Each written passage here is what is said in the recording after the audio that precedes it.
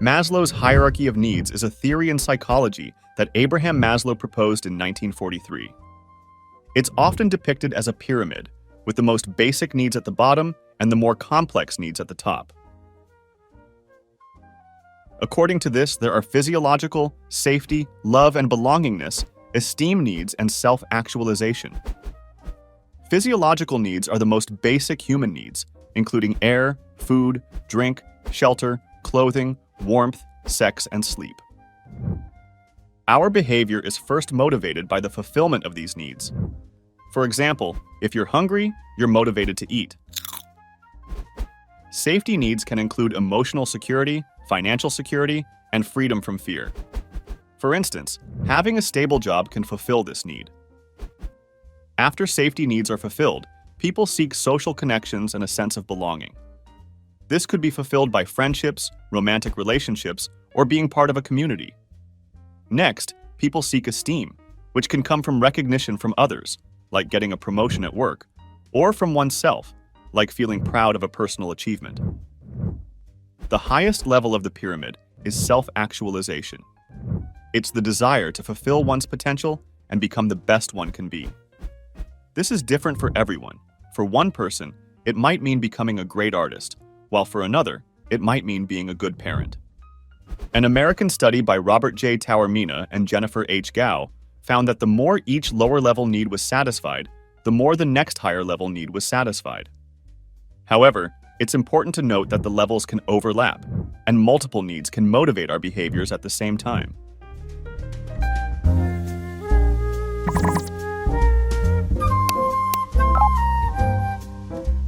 Theory X is based on the assumption that people inherently dislike work and will avoid it if they can. Managers who subscribe to this theory often use a more authoritarian style of management, believing that employees need to be closely supervised and controlled.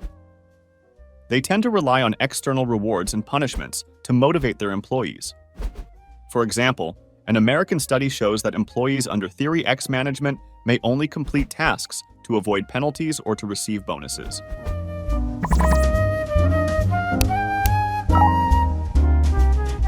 On the other hand, Theory Y is based on the assumption that work is as natural as play or rest, and people will exercise self-direction and self-control if they are committed to the objectives. It suggests that employees can be motivated by the work itself, especially if it leads to satisfaction and recognition. Managers who believe in Theory Y tend to adopt a more democratic style, encouraging employee participation in decision-making. But these theories are not mutually exclusive. A good manager will recognize that different situations and individuals may require different approaches. It's all about finding the right balance and understanding what motivates your team.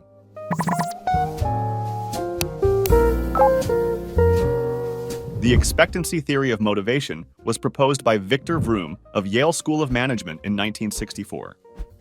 This theory is all about how individuals make choices. It explains that individuals are motivated to select a specific behavior over others due to what they expect the result of that selected behavior will be. The theory revolves around three key elements: expectancy, instrumentality, and valence. Expectancy is the belief that one's effort will result in attainment of desired performance goals. It's influenced by factors such as possession of appropriate skills for performing the job, availability of right resources, availability of crucial information, and getting the required support for completing the job. Instrumentality is the belief that if you perform well, then a valid outcome will be there. It's affected by factors such as belief in the people who decide who receives what outcome, the simplicity of the process deciding who gets what outcome, and clarity of relationship between performance and outcomes. Valence is the significance associated by an individual about the expected outcome. It's an expected and not the actual satisfaction that an employee expects to receive after achieving the goals. The expectancy theory has been applied in various fields of study. For example, American research on the expectancy value theory in language education shows that motivation can yield many positive outcomes.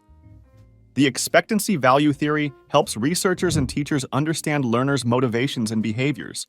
and it has proved to be very helpful in understanding cognitive processes used by the learners, as well as their achievement.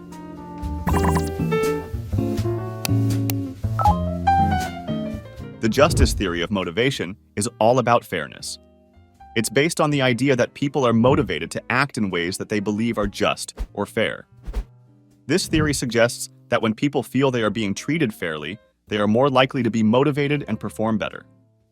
For example, in a workplace setting, if employees believe that their efforts are rewarded fairly compared to their colleagues, they are likely to be more motivated and productive.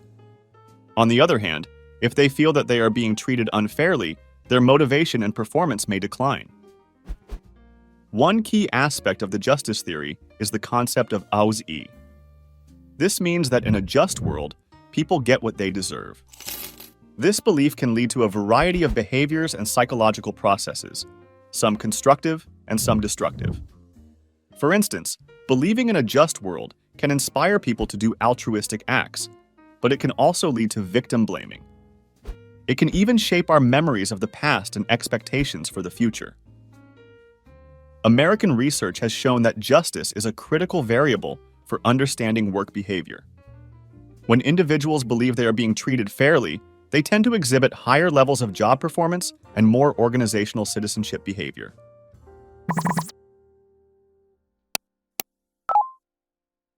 The goal-setting theory of motivation is very easy in explanation. Imagine you're on a journey. Without a destination in mind, it's easy to get lost or feel aimless.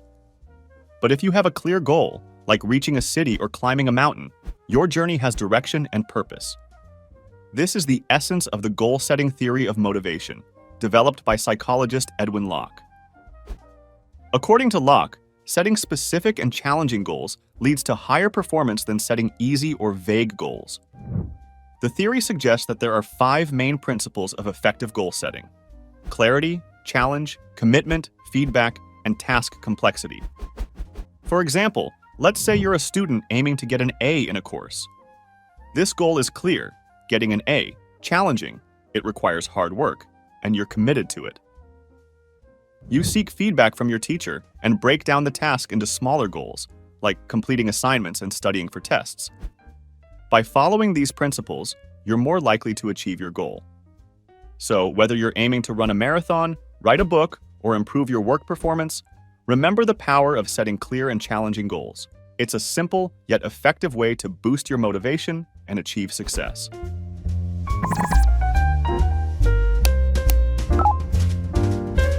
Clayton Alderfer's Erg theory is a model that appeared in 1969 as a revision of Maslow's hierarchy of needs.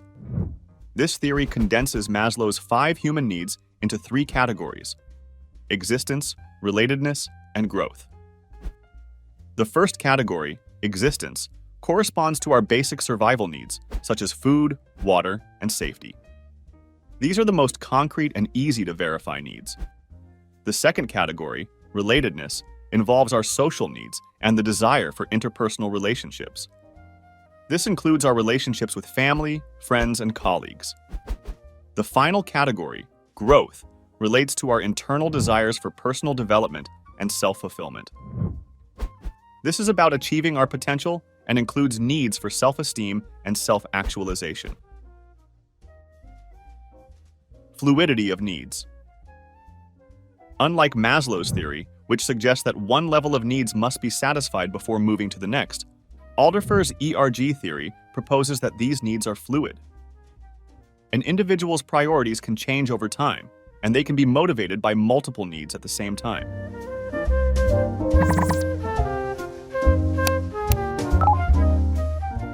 Taylor's theory suggests that companies should break down complex jobs into smaller, more manageable tasks. This process, known as the division of labor, allows companies to measure output more accurately.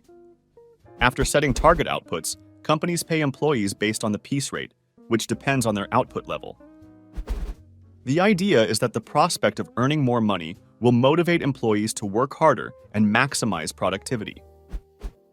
Frederick Winslow Taylor believed that employees are primarily motivated by pay and that they don't naturally enjoy work. In essence, to increase output per employee, Taylor's theory requires companies to identify the fastest method to run production, divide the process into small tasks with measurable output, establish procedures for each task, place the right employees in the right jobs, supervise employees' work, record the time it takes employees to perform tasks, train workers to make them more proficient, and pay workers based on the output they realize. It's important to note that while Taylor's theory led to significant increases in productivity, it has been criticized for not considering the human needs of workers. Despite this, it remains a foundational theory in the field of motivation and management.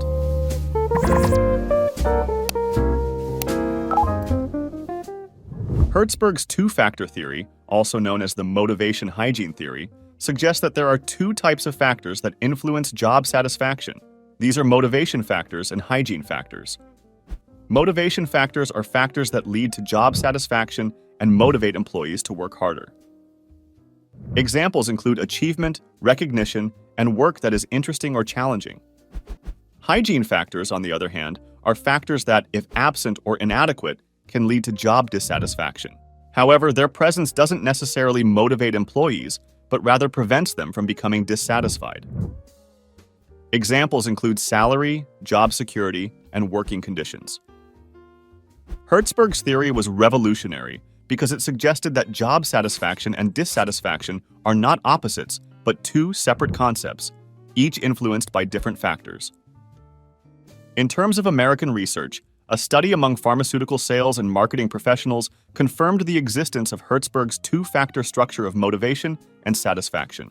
The study found that employees were satisfied in the presence of motivating factors only, and hygiene factors did not have any influence on satisfaction levels.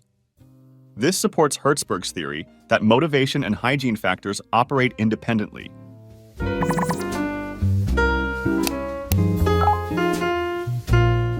The Porter-Lawler Model, also known as the Porter and Lawler Expectancy Theory, is a comprehensive theory of motivation that combines various aspects associated with motivation. This model is based on four primary assumptions about human behavior. Behavior is influenced by a combination of factors within the individual and their immediate environment. Individuals are rational, especially those who make conscious decisions about their behavior within organizations. Every individual has different goals, needs, and desires. Depending on expectations, individuals tend to choose between alternate behavior and existing behavior that will lead them to the desired outcome. The core component of this model is expectancy, which is the belief that increased effort will lead to better performance. However, this increased effort depends on having the right resources, skills, and necessary support to get the job done. Now, let's consider an example from American research. In a study published in the Journal of Organizational Behavior, Porter and Lawler advocated for structuring the work environment so that effective performance would lead to both intrinsic and extrinsic rewards. This would, in turn, produce total job satisfaction. They suggested making jobs more interesting, thus more intrinsically rewarding, and making extrinsic rewards, such as higher pay and promotions, clearly contingent upon effective performance. But the Porter-Lawler model is not just about effort leading to performance and then to satisfaction. It's about understanding that these relationships are influenced by various factors, including the individual's abilities, traits, and role perceptions. This makes it a more nuanced and comprehensive model of motivation.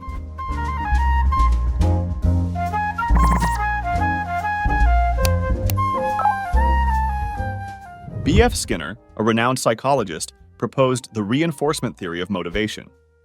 This theory suggests that an individual's behavior is a function of its consequences. In other words, we tend to repeat behaviors that lead to positive outcomes and avoid those that lead to negative ones. Skinner introduced a new term into the law of effect, reinforcement. Behavior that is reinforced tends to be repeated, that is, strengthened. Behavior that is not reinforced tends to die out or be extinguished, that is, weakened. Skinner studied operant conditioning by conducting experiments using animals which he placed in a Skinner box.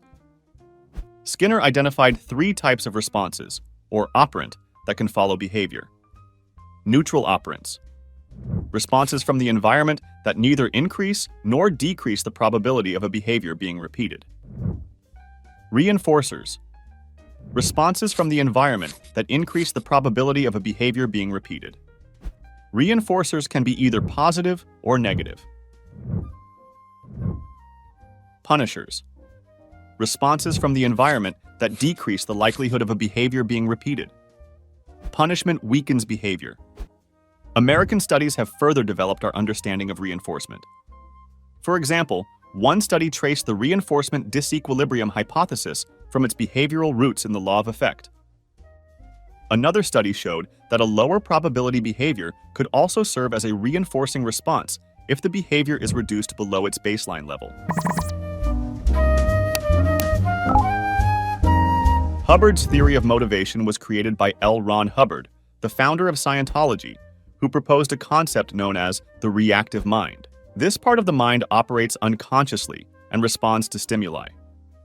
Hubbard believed that most mental, emotional, and psychosomatic ailments could be attributed to the reactive mind. The reactive mind is said to be composed of "I-ao," which are impressions of past events involving pain and unconsciousness. These engrams can limit an individual's spiritual ability and survival potential. Through a process called ID, these engrams can be located and erased, leading to improved mental health and spiritual awareness. Now, let's relate this to motivation. According to Hubbard, freeing oneself from the influence of the reactive mind can lead to increased motivation. This is because the individual is no longer held back by negative past experiences and can act more freely and purposefully.